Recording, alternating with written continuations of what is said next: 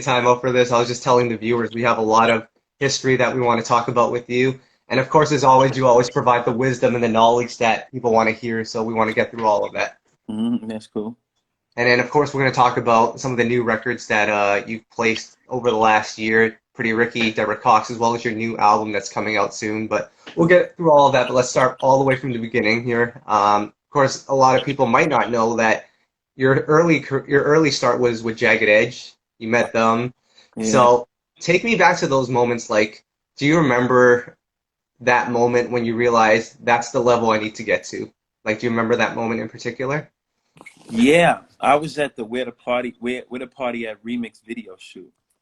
And I remember I was in that video. It's like a quick second of me, in the video. And I remember thinking to myself, more than anything, just the styling, the wardrobe, and the presence, and the lighting, and the fact that everybody was catering to these guys. And these were guys that I was just at the studio with every day, and they were I was kind of like the pesky little brother. I didn't get the attention from them like Yeah. other artists around. So it wasn't like I was even signed to them. I never even signed to them. I wanted to. Mhm. I was actually begging them to sign me, and they never Right. gave me a contract. But the moment I knew at the With a Party at Remix video, I remember being there. I remember seeing JD pull up. I remember seeing Ti. Nobody knew who Ti was. He was in he pulled up in an old beat up Riviera with like six other guys in the car, and I remember him doing a cameo in the video in KP. And that's when I realized, like, I have to do this. Like, this is something I have to do. I didn't realize it was going to be in the capacity of a songwriter. Right. I really felt like I have to do this. This is I was made for this. Right. What about in the studio? Like, when did you realize like that's the level? Like, because I know Brandon and Brian, they Oh write my super God. fast. They Yeah. write super fast. Yeah, and more than anything, like I mean, I write songs relatively fast, right? Yeah. But that's not to me, that's just my process, right? Like, Right. I've seen Neo take an hour to write a song, 2 hours to write a song, and it's the most incredible lyric I've ever heard. Yeah. So, and I've heard of guys taking 2 weeks to write songs and it being genius. So, at the end of the Right. day, as long as the people get a quality product. But yeah, those guys get in the booth, no pen and no pad, and just start singing ideas, and they Yeah. would bounce out. And Brandon would come and write a. To me, Brandon is the more soulful writer out of the two. He Hmm. would write an incredible hook, and then Brian would come with these, you know, with the verses, or it'd be vice versa, however it worked. But I just watched him wake up every day, go in the Hmm. studio from I'm talking about early hours. I'm talking about eight in the Right. morning, 8, 9 in the morning, and work until the wee hours of the night, and get up every day and do the exact same thing, just writing songs every single. Wow. And that's where I got my process from, just going in. So even when there's nothing to work on per se, there's always something to work on. But even when there's not a project going on, I always was in the habit, and still to this day, am in the habit of just going to the studio and writing songs every day. Yeah, and the beautiful thing about Jagged Edge is that with Brandon and Brian on board, they were able to develop a sound, and you know right away when you listen to a Jagged record that it's a Jagged record. And I think that's a beautiful thing, and I think that's one of the keys when you're a songwriter is you want to be able to have a sound as opposed to it sounding generic. Mm-hmm. Yeah. It's So, one. There's some people that have a one size fit all style, and there's some yeah, people that are very unique. And there are some artists, I would never want to call out anybody because even right. it's not a bad thing. No, I mean, even though it's not an insult, but there are some artists who you could just give them a good song, and then you Hmm. have artists like Rihanna, who you're just like, nah, that wouldn't work for Rihanna, or this is, Right. or this a Rihanna song, and as where some artists are just great singers, and they just, oh, that could work for this one, this one, this one, and this one. Um, Right. and I believe that Jagged and 112 Yep. alike. Jagged, 112, Jodeci, Boys to Men. Four Hmm. different groups who you could not put the same song on each Nope. of them. They, Nope. they, they have total different sounds. Well, I think the closest would be 112 and Boys to Men. They could Yeah. sing similar songs, but even with that, it's total different styles as far as approach. Yeah. And I think that me learning that from an early age, I was 17, 16, 17 years old around those guys. Yeah. So I was able to witness that. I was able to witness JD up close and see Right. those happening right in real time. And it kind of patterned my work ethic, and also helped me understand like you're only as hot as the work that you do, but also understanding the difference between being hot and being and mattering. And Right. we only got one time to be that guy. There's gonna be a period where you're that guy. After that, after that, how are you able to maintain your name and your brand in the business? And the only way to do that is quality music. Absolutely. So in your early beginnings, of course, a lot of people know you were signed by Usher, and you started out as a rapper. He gave you an opportunity to write on Throwback, which is a great song off Not Confessions. right on throwback. I wrote throwback. Roll Throwback, yep. Yeah, yeah. But the record, I think, was it was dope. It should have been a single, but kind of take me through that process because, from my understanding, of course, you started out as a rapper. He Mm, encouraged you to write R&B songs. mm. Were you scared or hesitant to do so, or did Usher instill that power into you to make you realize, okay, I can do this? Nah, I went to his office and I just said, I need money. And that's how it all started. I needed money. And he said, well, look, I could give you money, you'll spend it. So how about I give you an opportunity to make your own money? So he Mm, said, we've been trying to write to this track and nobody can write to it. Write a right. song to this. And honestly, I don't think he really even believed I would be able to do it. Because he just like, yeah, Mm, write a song to this and see what you come up with. He actually told me to write a rap. And he thought, he was like, well, we'll put melody to it. And then right. my manager, Cersei, told me, no, write a real song. So I Mm, sat in the parking lot of Red Zone Studio and I sang in my flip phone. I sang Throwback. And wow. Pierre Medor from the Corner Boys, he was supposed to demo the record for me, but he was so busy. He was like, I don't got time to do it. So as I was in the studio, a guy by the name of JQ Smith was like, Mhm. I'll do it for you. Yeah. And JQ sang the reference for Throwback. I wrote all the lyrics and melody. He sang the reference, and then he said he added an ad lib in the song. He said, "I wish I could throw it back to the way it used to be." And he said he added that. That wasn't a line that I wrote in the song. It was just an ad lib. Mm, And then he yeah. said, "I think we should call the song Throwback." At Yeah. that time, Throwback Jerseys was in. This was in 2003. So Throwback Jerseys was the wave, and everything being a throwback was the thing. Yeah. So when he said we should call it Throwback, I was like, "That's genius," and it went from. Right. But that process was just Usher saying, just write a song. I don't believe that he even thought it would be what it was. And when I came with the song, demoed and recorded, I remember Terrence Carter, who worked for Usher at the time, I remember playing for him first and him losing his mind. And Mm, Usher was in Paris and they sent it to him in Paris. And that's back when you had to be careful sending songs through the email because it was hackers, it was crazy. And this right. song and he lost it. And about 2 weeks later, he came and cut the record and it changed my entire life. Did you know that record was going to be as good as what it was when you wrote it?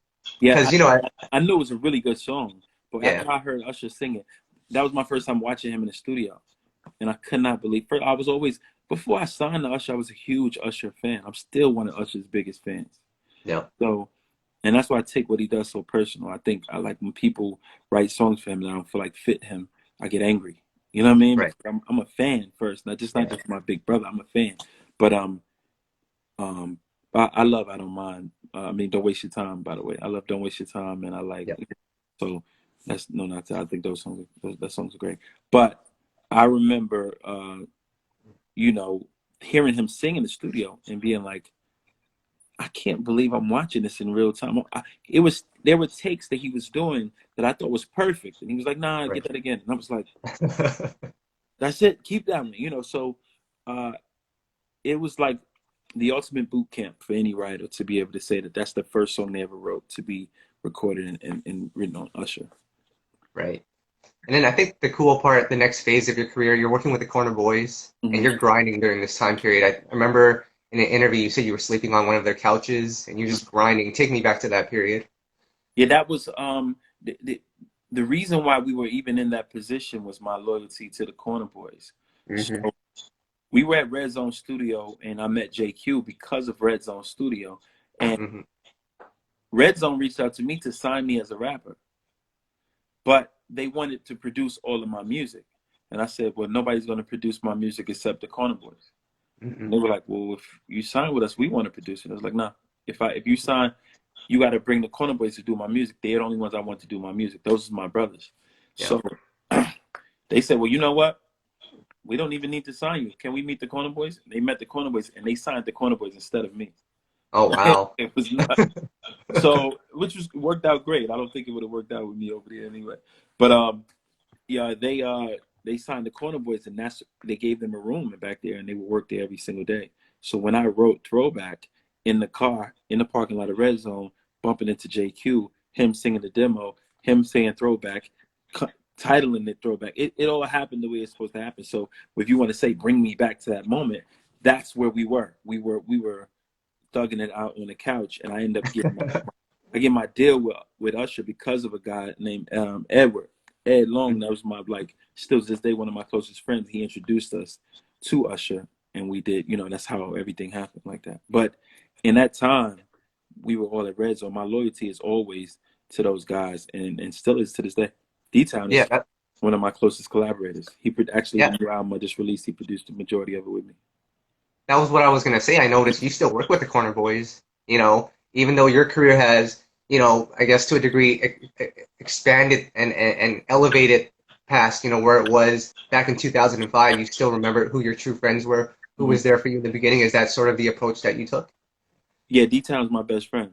So that's always, we were always like best friends. So that's, we stayed down. Pierre and Pierre was, we had our separations, but that's still, it's like your family. It's like your cousin, your brother who you don't speak to as much, but that's still your family. But me and D-Town, we're inseparable. It's like my best friend in the world. Nice. Now take me back to those early Rico Love records, like the Marcus Houston, All Because of You, Omarion, I Wish, like those records right there. Like take me through the creative process in terms of, because the Corner Boys, they're established hit makers as well. Like what was that synergy like between you guys working together? Were you taking the lead? Were they taking the lead? Like just talk about that. I'm gonna be honest with you. I was always the leader. Okay. That's just who I am. Pierre was the vocal producer though. I wasn't producing vocals back then. I learned how to produce vocals from Chad C-Note Roper and Pierre Mador. Those guys taught me how to produce vocals. Watching those guys, I learned how to produce vocals. So, in a sense, we couldn't get a song recorded vocally without Pierre because he was the vocal producer. But the idea, the brains, and the energy was always I was always the person pushing everybody and saying, yo, let's do this, let's do this, let's do this. When guys didn't want to work, I would get in their ass. Like, what we doing? Like, what are y'all doing? We got to get it. But that was always my MO, was that we got to figure this out. We got to make it work. So the dynamic between us was always, I was the one that was fearless and that was fighting for everybody and making sure if it was an opportunity there for me, I made sure it was available for everybody. And that's just always been my nature to this day. Like, so even there were opportunities that I had, like, for instance, when I did A$AP Rocky, they asked me to do Jim. They said, we want you to work with Jim Johnson, A$AP Rocky. And I said, well, only if you give me a week, 3 days with my guys before that. Or Usher will say, we want you to do this Usher project with this. Okay, cool. We'll give my guys 5 days and I'll do 8 days with Jim and Usher. Okay, we want you to do Trey Songz about. Okay, yeah, give me and my guys for 2 days, and then I'll do, this is it. So that's always been my nature. That's always how I've been. Even the guys you fall out with guys, and because people are really, they don't think about what you did for them. They only think about what didn't go right for them. So even the guys like that, they got to sit back and think, wow, every time Rico had an opportunity, he made sure it was available for us as well. And that's just my nature from the beginning, especially with the boys in the beginning. Nice. And then I think it's funny, you mentioned in our last interview that those Omarion and Marcus Houston songs, you didn't even know you could get paid for writing songs until those songs came out. I remember, what was it? It was All Because of You, Marcus Houston. And I remember I did that with the Corner Boys, and I remember D-Town was like, did you get your check for that? And I was like, what check? Like, you haven't gotten any I was with ASCAP at the time. Like, you didn't get a performance royalty check? And I was like, no, I didn't even. And I called ASCAP and I was like, well, am I supposed to be getting checks for this? And they said, yeah, it's like 5 statements that was missed. So they were like, oh, we're so sorry. We didn't have you in our database, and they sent me a check for $60,000. And I remember thinking to myself, like, Wow. you have nothing, like zero, and $60K. And you're like, I was like, what? From writing songs? I had no clue that even worked like that, because Throwback wasn't a single. But then later I started getting radio checks from Throwback because Confessions was such a big album that that even the songs that weren't singles were played on radio. So you would get money. I made about maybe like 28, 30 grand off radio play from Throwback, which wasn't even a single. Wow. That I could remember. That's crazy. Yeah. So during this time period, you have a couple of placements under your belt, and during that time, that's when Sean Garrett's blowing up, Neil's doing his thing, The Dream is starting to come up. Like, just talk about how competitive that was during It that was. period. It wasn't because we didn't. I didn't believe I was even gonna do that for real. Mm, So I was watching those guys. Sean was first because no, Dream was first. Dream yep, had a song called "In the Zone" by yep, with Britney Spears and Madonna, yep. and everybody thought that that was going to be the biggest hit in the world. It didn't end up performing like that, but Right. Dream was the talk of the town. Like, and that's when there was a close knit community in Atlanta where if one person had a placement, you heard about it. Like you would be sitting around, and you'd be like, "Yo, Blessed Name got the single for Mario. Dream got the new Britney record. This," and it would be like the talk of the town. We all be like, "Wow!" And I remember Dream brought a green Jaguar. It was like this was in 2002, 2003, and he bought a green Jag. And everybody was like, Wow. "You saw that Jag Dream guy?" Like it was like one of those things where everybody was watching everybody come up. And so when Sean blew up with Yeah and then Goodies, and Hmm. then it was like one of those things where he just skated past everybody. He just Yep. went crazy. Then he did Loosen Up My Buttons for Pussycat Dolls. It was just like nonstop hits. At that time, I still was just trying to figure out my way, and I Mm, I didn't start having hits until like '07, '08, maybe. Like you know right. what I mean. So I think it was '07. That's when I started really doing it. So, but Right. Dream had Umbrella, and then he Hmm. started going crazy. The Justin Bieber record, like he started going nuts, and I was like even I think Dream is what 42 years Yep. old. I'm 37. So Right. if we were in high school, I wouldn't even be in high school with them at the same time. Right. You think about it. So it doesn't seem like much of an age gap. But what is Hmm. what is Sean? Sean's 42, 43 or something like that, right? I'm Yep. 37. So we wouldn't have been even in school at the same time. So a lot of people say Dream, Sean, Rico. I was like their little brother. You know what I mean? Even though we weren't even close. Like me and Dream didn't even get along. We used to didn't like each other. Right. We didn't become friends until we both became successful. Mm, I always felt tension from him. I always felt like he had this energy towards me. And then right. we ran into each other. We ran into each other later on. We both was doing well, and it was just like one of those things where it was like, "What's up, bro?" And he was like, "What's up?" And it was like, "Man, we both millionaires. Like, what are we doing?" Like, like Right. it was love. But Yeah.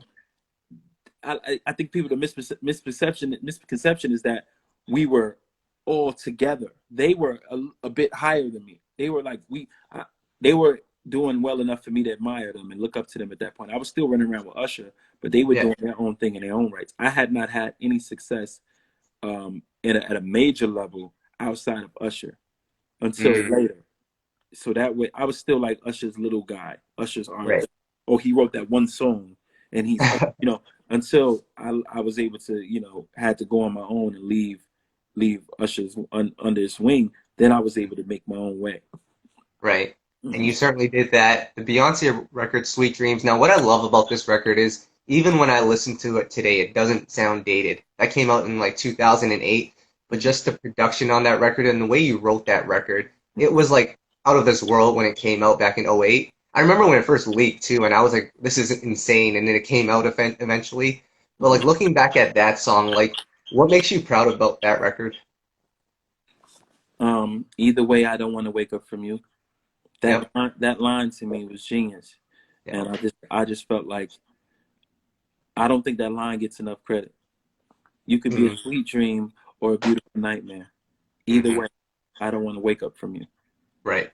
Like whatever this is, if it's beautiful, if this is going to be the death of me, if this is the worst dream ever, if it's the best dream ever, either way, I'm enjoying it and I'll deal with it because I'm addicted to who you are.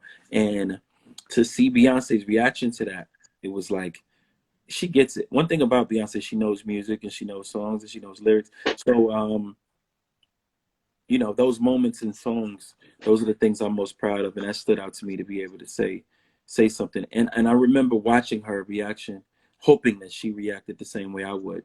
And after she heard that lyric, she was like, "How much time do we have?" I was like, "Yeah, we can't record it now, B. We got to go." And she's like, "No, we got to do this." And she Mm, She took her earrings off and high heels, and she cut that song in about 20 minutes, all the vocals. That's And crazy. if you listen, I'm sure you know this already, but I'm singing all the backgrounds on the song. So all the Yep.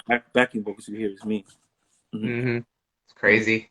Yeah, that record right there, that's a timeless record. But I'll tell you what, Rico, the time that I really got introduced to you as a songwriter, and I just spoke to him the other day, Pleasure P, the introduction of Marcus Cooper, Yeah, yeah, and he was just telling me through the about the studio sessions there, yeah, where it was like Static in one room, you in another room, Jim yeah, Johnson's there. yeah. Just take me through that album because I feel like that album is underappreciated because that came out during a weird time in R&B, but that album had some Album. bangers. It was some. I'm so proud of that body of work. Um, Yep, Pleasure introduced me to Static, and I was in awe. Like, he's a genius. So God rest the dead. But I remember thinking to myself, like, we had been in the flow. We had yep, like 6 or 7 records.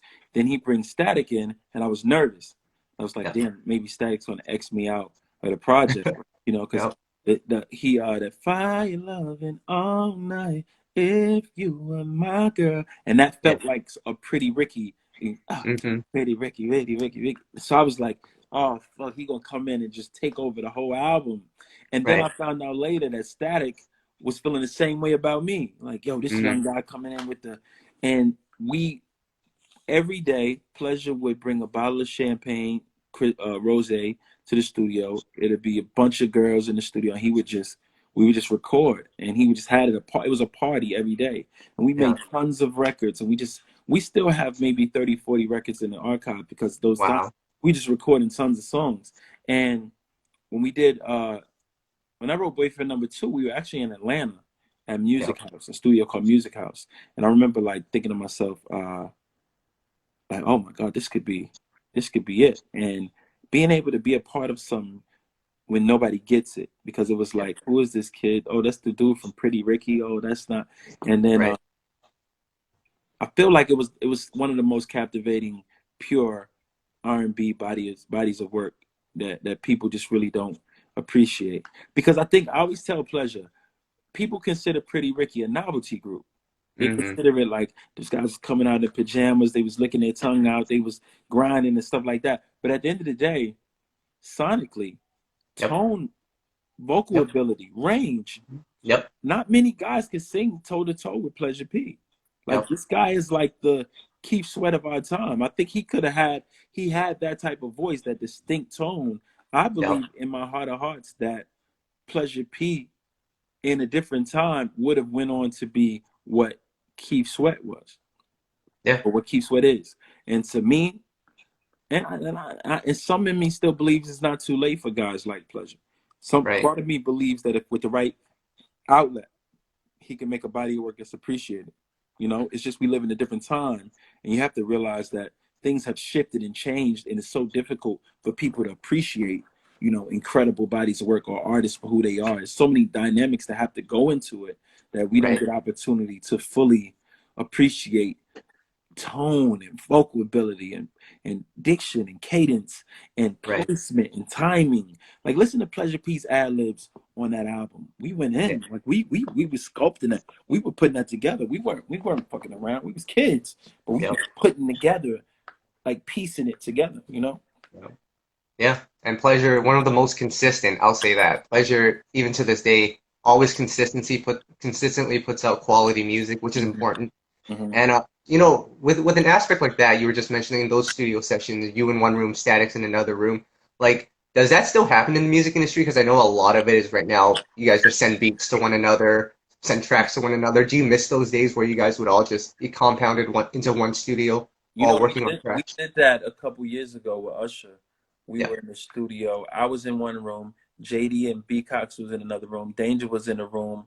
Hmm. Ryan Toby was in another room, and we would just run the Usher room to room. Right. Like, oh, he would come in and hear something, cut vocals, and he'd go another room, cut vocals, and he'd come in, cut vocals. I think that's the true essence of making records and collaborating. Is a compound, and it's Hmm. more about a family energy, and it's competitive, and it's fun, and it's pure. I think nowadays, I think that process is lost. Yeah. I think that it doesn't. We've been conditioned to hear records on radio differently. I don't think the Yeah. songs that we're hearing at a for the most part are on the level of the songs that were being made a few years back. And I'm saying that like our ears have been conditioned to be okay with certain types of sounds. You understand what I'm saying? So for Yeah. instance, I'm gonna give this illustration. Slaves were given leftovers. They were Mm. given scraps. They were given the cornmeal scraps. They were given the pig fat that wasn't. So what did they do? Hog maw. They created hot water cornbread, uh, Right. baked beans, and all these things. They were able to create their own masterpieces off of what they were given. So Right. so much so that if you were to take a slave out of the plantation and give him a quality meal, he would. I don't eat this. I don't like this. No, Yeah. this is a steak. This is lobster. This is shrimp. This is. I don't eat that. No, this is Mm. fish. This is whole fish. This is I don't eat that. I don't like that. That's Right. what radio has become, in my opinion. We've been so conditioned to be okay with, oh, that's cool. That's that. Mm. That's what's going on right now. That's what we have to work with. So much so that the quality and the essence of the quality, it's not even like what determines quality is just totally different now. Even when it comes to mixes. When you listen to mixes, I remember when Usher was on tour and he performed and then he does this set. When Michael Jackson passed away, he did this set and he started doing Don't Stop Till You Get Enough. And the mix on that record just eclipsed everything that he had been performing that night. He was just playing Wow. in the big speakers. And I was like, Jesus Christ, this mix is just destroying everything. Mm. And as time goes on, the level of quality has been going back, back, back, back, back. Now Right. you also have incredibly talented artists like her, like LMA, like Daniel Caesar, like even on the pop side, you got Billie Eilish, you got Troye Sivan, you got different Yep. acts that are bringing quality and substance and lyric and really fighting to be good and be great. Yes, we have that. But there's a wide variety of artists who are just literally on their bus going, oh, okay, that's cool. Send it to radio. No mixes, no re-edits, and I think that we're being lost in that. And I don't want us to get so consumed in this right now fixation on hurry up and go, hurry up and go, hurry up, put this record out, that we miss out on the opportunity to be actually great because we have the capacity for greatness. Hmm. Well, I was gonna get into some Usher records here, but since we're on that topic, let me ask you this. Why do you feel like the industry and industry heads don't want talented people at the top? Like, why are they accepting mediocrity? Is it just about the dollars? Is that why? It's not about what they want. They forgot how to hear what's good and they only know how to hear what works. Mm. All right. So there was a time I found this artist named Gabby Simone, Okay. and somebody sent her to my IG. She had like 1,200 followers when I saw her, and I reached out instantly. I didn't look at the followers and engagement. I just saw the talent, and I thought she was insanely talented, right? No. There was a time when you could walk in the A&R's office and just sing, and they'll say, "You're insane. I'm signing you." Right? Yeah. So what happens was job security came into play, and now I Right. started saying the last artist that I signed because they were talented. It took us 2.5 years to make the record. We couldn't figure out the Hmm. sound. We couldn't figure out the direction. We couldn't nail a hit. It cost a bunch of money. The label was mad. I'm on thin. So now, how many followers do they have? How many engage? How much engage? Oh, they already Yeah. popping. They moving. They already got a. Okay, let's give them a check and let's do it. Let's pick up from where they left off, as opposed to, are they great? Are they Right. talented? Do we believe in this act? Can we make an incredible quality record? So I almost feel for the system because you got people in play who are not from the old guard. You don't have the Mark Pitts. You don't have the Breon Prescotts. You don't have the KPs. You don't have. Is a bunch of new young guys who are just saying this is what's moving and this is what's working now. I call them the console guys. They put their feet up on the console, take a picture of their Jordans, and say we working. They don't know how to make a record. They don't know how to mix a record. They don't know how to produce properly. They don't know what a top line should sound like. They don't know what a progression is. Oh, They don't know wow. anything about the business. They just know, okay, you're moving already. So since you're moving, I want to attach myself to it already.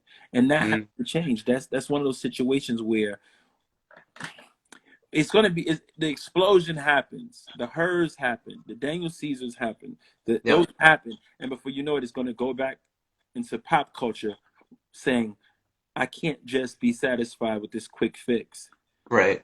and sadly, it's going to take a white soul singer to do it. Yeah. You know what I mean? On a major level. I even think when I listened to what Justin Bieber was doing in the last record, it was like, okay, he's leaning so far towards that trap R&B sound where it's like, Yeah. that's all that's going to be left. And then what's going to happen is it's going to shift into a more soulful energy. Yeah. And what's going to happen is they're going to say, well, there's only a few people that can give us that. And that's when you're going to have to come back around. You know what I mean? Hmm. That's when you have to come back around to the guys who really know what they're doing, the technicians, if you will. Yeah. Exactly. Great point on that. But just to backtrack a little bit, 2009, 2010, that time comes around, and I feel like There Goes My Baby by Usher, as well as Daddy's Home. That's like, not only is that the time where Rico Love has arrived to the public, but I felt like the work you did on there, because the album before that, Here I Stand, which I think is still a phenomenal album, Mm-hmm. that I think wasn't the album that people wanted from Usher at the time. So you came back in and you delivered hits. Just take me back to that era. I mean, you had been around Usher for a long time, but to have singles with Usher, that's a different game. Yeah, we hadn't been around each other for a while, and they asked me to come to Atlanta to work, and he was like, "Yo, come to Atlanta do the sessions," because he wanted to insert me into his infrastructure. And I remember telling him, "No, you come to Miami, come to Miami," Mm. and he didn't. He said, "Well, I'm not coming to Miami." I said, "All right, cool, we're not gonna work," because I knew you have to understand, like, Usher is Usher's Right. everything to me. You know what I mean? Like, to this day, Usher could call me right now and say, "Hey, bro, can you come to LA tomorrow?" And I'll get on the plane and go. You know what I Wow. mean? It's a different level of devotion I have to him. There's a different level of loyalty that I have to him. So I would not be able to insert into the system that he already had going and do what I do well. So finally, Mark Pitts convinced him to come to Miami. And the first song I wrote for him in Miami was There Goes My Baby. Mm. And later, we did a song called Into the Night, which I thought should have been a single. But and Right. later, Daddy's Home, and Yeah. I think So Many Girls with Danger, which is Yeah. I think was ahead of Wow. its time. Yeah. Crazy. So I felt like my ability to understand and tap into where he is vocally. I have 30 or 40 songs cut on Usher right now that nobody's heard that I feel Mm. like could be incredible records for him. But Right. as a little brother, as a fan, I still just sit back and watch him and let him do his thing. But those times were very stressful for me. But I think I rise to the occasion under that pressure. Whenever I'm in a room with Usher working, it's pressure on me. It's not just another day in the office because I hold myself to a certain standard, and I feel like it's my duty to make sure I give him my best work. Yeah, absolutely. Now, this is the time period when you and Jim Johnson start working very closely together, as well as your own team. You had your production team as well. And during this time, you start having hits after hits after hits. At one point, it's just you and Young Money on the radio. Yeah, yeah. What clicked for you as a songwriter and producer at that time that led to so many hits? I'm gonna be honest with you. It's nothing that necessarily clicked. What happens is you do a lot of work. So the success from 2019 to 2009, 10, 11, 12 to up until 13, I think 13, 14 is when like I started kind of like leveling out around 13, 14, 15. But what happens is you do the work oh Hmm. 07, oh 08, oh 09. Yeah. These songs start to release Mm. 2009, 2009, 2010, 2011, 2012. So you win in songwriter of the year 4 years in a row. You win in song of the year. You're doing all this stuff, but it's based on the work that you put in years prior. Yeah. Now it's like an easy bake oven. So you do the song today, and the song comes out Wednesday. Right. And back then it was like I would get in the studio with Nelly, do 10 records, and a year and a half later the album would come out and the single would come out. Right. So a lot of times people were like, well, what were you? You were in the zone. Yeah, no, I was doing a lot of work those Right. years leading up to it. They just started to release back to back to back. Hmm. And it happens, the timing. Nowadays it's like you go to studio today, this weekend, because we need this record to come out in a month. And Right. I'm not trying to say that those situations didn't happen. When I did Ball for T.I., it was a situation where it was like, hey, we need this song, and I went to Atlanta, played it for him. He cut it.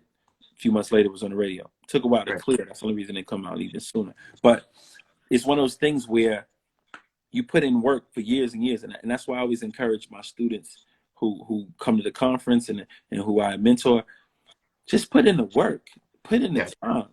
If I told you that it would take you 3 years to make $25 million, you wouldn't look at it the way you wouldn't look at it as bad, right? You would think to yourself, well, I'm making 25,000 now before taxes a year.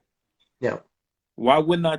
But if I tell you, yo, your break is going to happen in 3 years, you'll be like, oh. But then if I put it in perspective and say, you just got a contract, but you're going to get paid in 3 years, but you're going to get $25 million. Yeah. You'd be like, so at the end of the day, it was never about, remember, this is the guy who didn't even know I was supposed to get paid at one point. Right. Yep. So my mission was never money. And I still, to this day, I want to provide for my family. I want to continue to live a great life. I work really hard. But I've never been a guy who was driven by things. I had tons of nice things. I liked wearing nice clothes. I got jewelry. I got cars. I got a nice home. No, but that's never been the thing that's driven me. The thing that's driven me has always been my ability to perform at a high level consistently. Right. So when you're doing that, you get tunnel vision. It's not like, oh, I'm in a zone. It's like, what are we doing today? Okay, you're in the studio with Rihanna today. Okay, you're in the studio with Flo Rida today. Are you on with Pitbull today? Okay, tomorrow you're gonna be with Usher. Are you on with Beyonce on Thursday? Okay, you on with Trey Songz on this day. You got Kelly Rowland over here. You got Nelly over here. You got Alexandra Burke. You got to do it. And I was just doing it. I wasn't even thinking about it. I was just doing the work. And when the music came out, it just came out. You know what I mean? Yeah.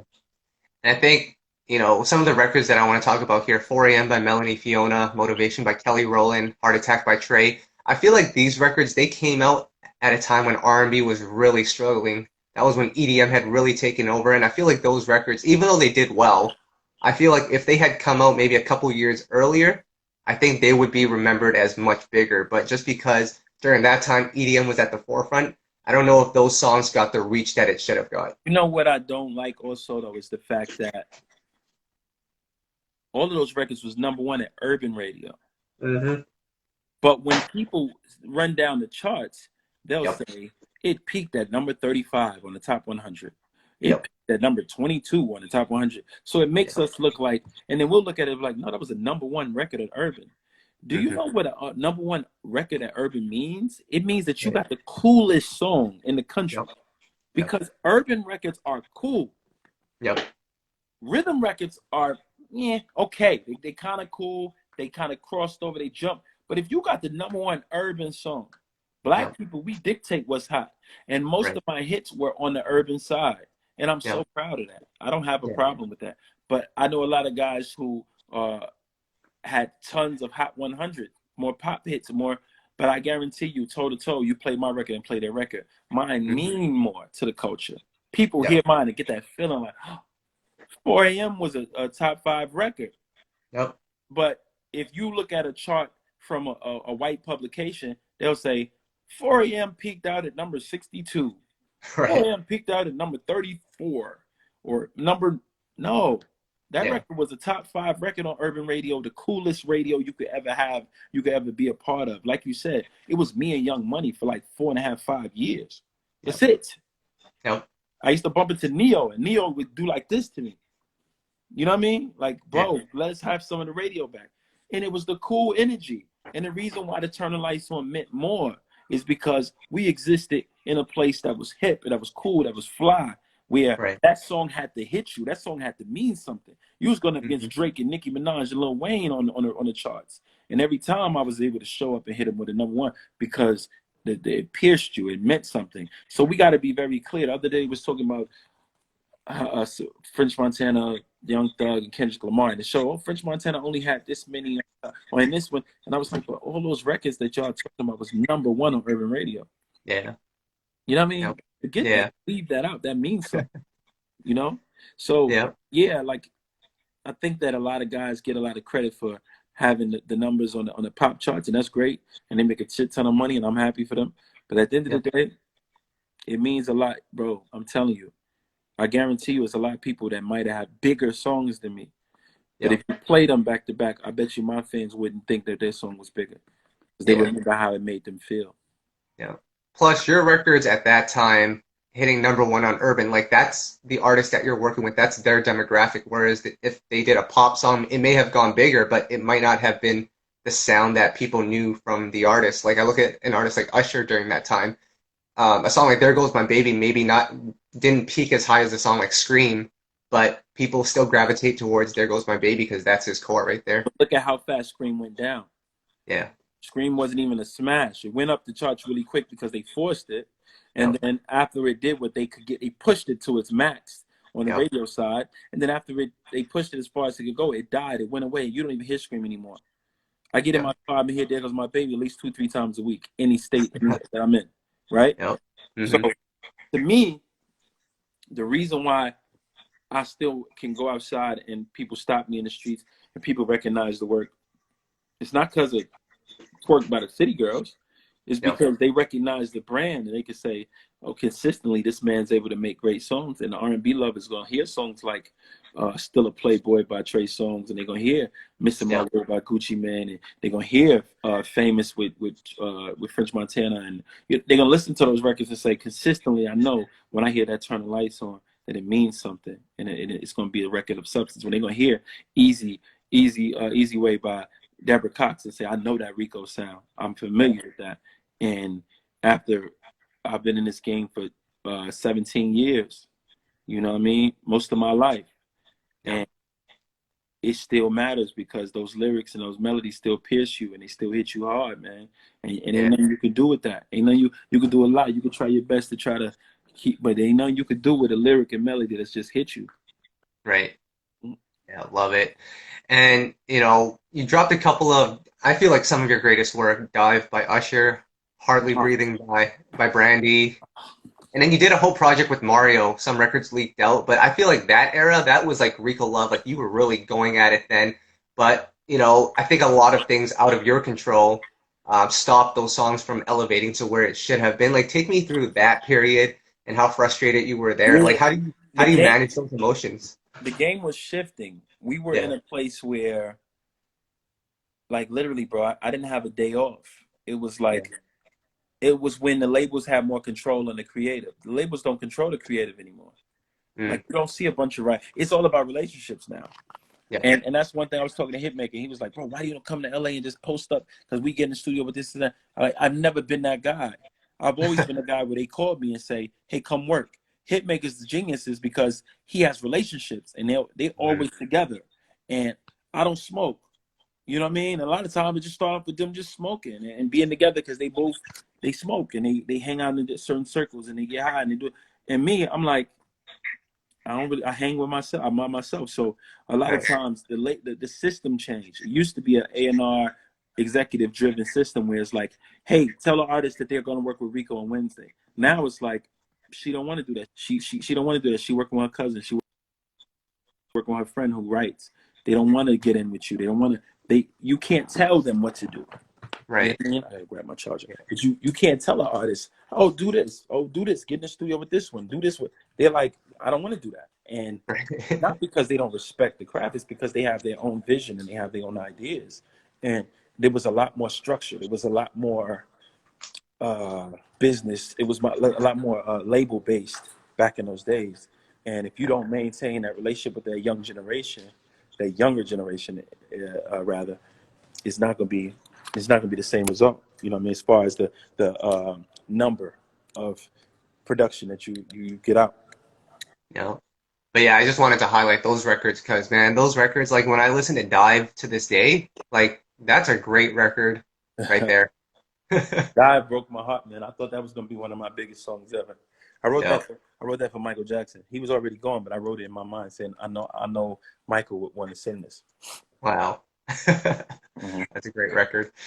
Now, Rico, a couple of years after you release your album, and I feel like people need to go back and listen to that album because there are some gems in there. Like Amsterdam, I still listen to that song today. Like just how you wrote that song and just the concept of that song. Like that song is crazy. Yeah, man. Do you remember that night in Amsterdam?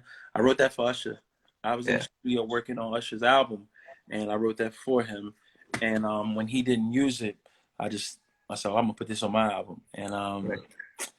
Man, that one was tough. That the Turn the Lights On album was difficult for me because I spent $2 million on that rollout because I Wow. like it was like over a 2 year span of tours and videos, and they would give me a $20,000 video budget and I would put another 30,000 on top of it. You know what I mean? I spent so much money building it out, and it was not because of the money that it broke my heart. It broke my heart because I banked on it. It broke my heart Right. because it was no person in the world that would have been able to convince me that this album wasn't going to be the biggest album in the world. Even up Right. until the day it came out, even after somebody else didn't work at radio, even after, I was like, nah, when people hear this album, word of mouth is going to go crazy. I remember going to Breakfast Club and Charlamagne saying to me on the Breakfast Club, you got probably one of the best albums in the last 5 years. This is what Charlamagne says to me on the Yep. Breakfast Club. And I remember thinking to myself, I was angry when he said it because I was like, this is not fair. Like this is an incredible body of work. Why isn't it getting the attention that it deserves? And Right. man, it really that one kind of is tough for me still. Yeah.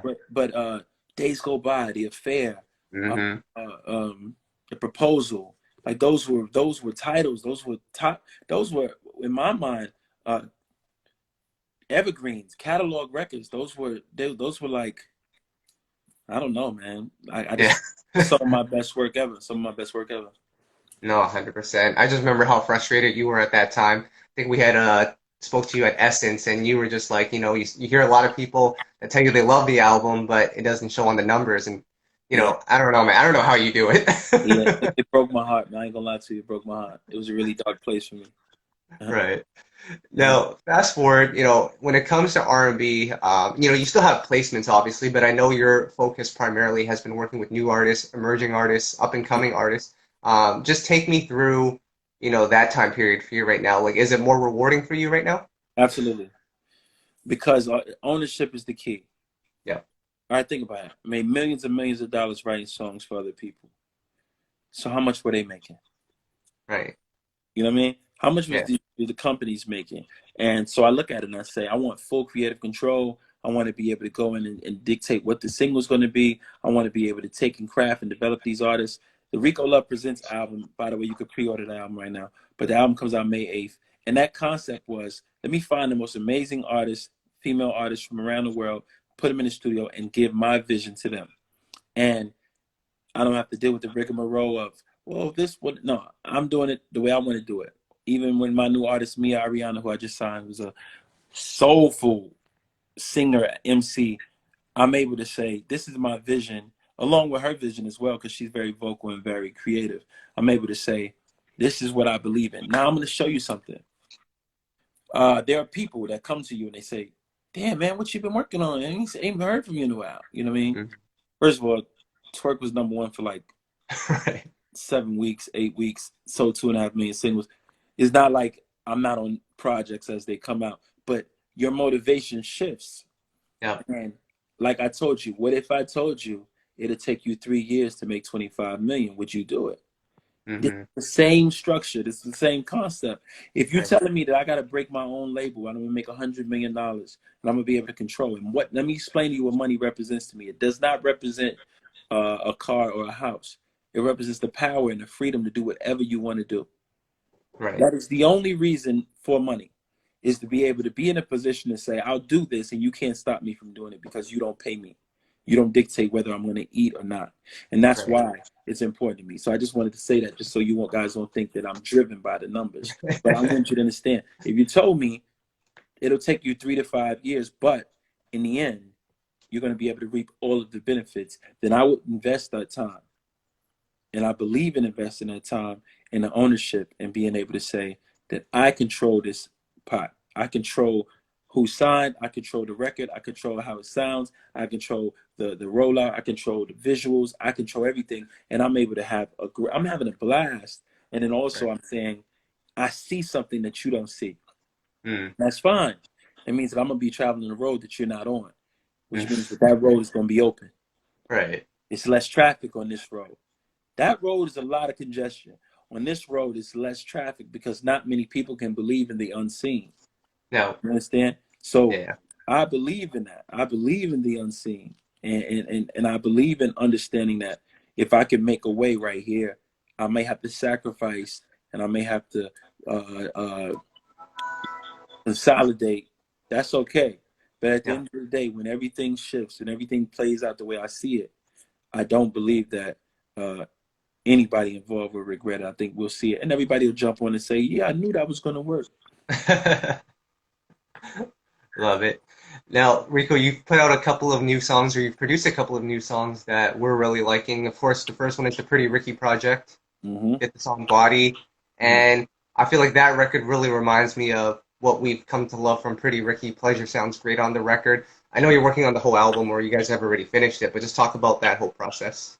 Man, me and Pleasure already had tons of songs, so when he said he wanted to do the Pretty Ricky album with myself and Big D and Lamb, it was easy. We got in the studio, I think the first day with myself, him, and Baby Blue, and we did like 4 or 5 records in like 2 days.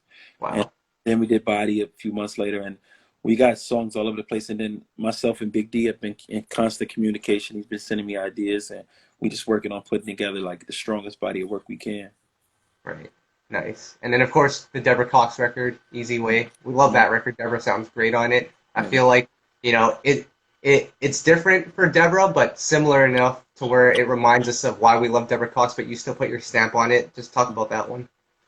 I'm gonna be honest with you. I didn't want to have the first record we put out be something where she's belting out one long note because I feel Right. like as much as she appreciates her fans, I think Hmm. Deb is sick of people stopping her and saying, "How did you get here?" every time they see her. I feel like she's got more layers to her than that, and she's got more sex appeal, and she's got more like this is a beautiful, vibrant young woman, you know. So I don't want to. We didn't want to limit her to these huge pop ballads, pop R&B ballads rather, and Right. we wanted to make a record that felt like it expressed where she is today, and that kept up with where radio is today and where sonics are today, but without compromising that substance and that quality. Love it. And of course, she's also on your album, Yep. Emerging Female R&B Artists. Yeah, man. Just talk about that. That was kind of a surprise for us to see a project like that. I just didn't feel like I could put out an album with just only new artists without paying homage to ones who have already emerged. And I Right. thought that was the example to show like this is a legendary brand that Hmm. there's nothing that can break this brand that's called Deborah Cox. So Right. K Michelle, Sevyn Streeter. I want to be able to say, well, these are acts that you guys look up to. They're going to be participating on this record as well to show you Right. guys where what my vision is. If you Right. see this new girl you never heard of, remember that at one point you never heard of Sevyn Streeter. She was Hmm. that little girl Amber from that group on Right. TGT, Yeah. or what that was song Virginity. Remember that song she put out on TGT? Yep. Yep. Or you remember that bright-eyed young girl from Canada who was in the wings of Whitney Houston, and that became Yep. Deborah Cox, or that Hmm. young girl who went to FAMU with me, who used to sing country western and didn't even sing R&B music, and Right. she emerged to become K Michelle. You gotta understand that this is the transition, this is the progression, this is what we all Right. get to. Love it. And then, of course, finally, Usher's working on his project right now. Has a couple of singles out. Are you on that project as well? I don't know. Yeah. I did so many songs, so Right. you never know. Right. Well, let me ask you this before we get out of here. We're almost out of time, but you have great relationships with Usher, Monica, and you're always trying to contribute songs for their projects. Some might not make it, some will. Do you ever take it personal when they don't make the album? No, no, no, no. Nope. But I do know that I have songs that I believe are better than some of the songs that they do release. Mm, It may be the competitive nature in me, or it could be just me being a fan of the culture and be a fan of music. But I don't look at it as personal. I still see him and hang out, and I love Usher. I don't think people understand. Like I would take a bullet for Usher, and I would give a bullet for Usher. I would kill for him, and I would die right. for him. That's my brother. So Yeah. it's nothing that could. There's no music or nothing like that could ever make me feel a way towards him. We've Mm. we, and we've had, you know, screaming matches and disagreements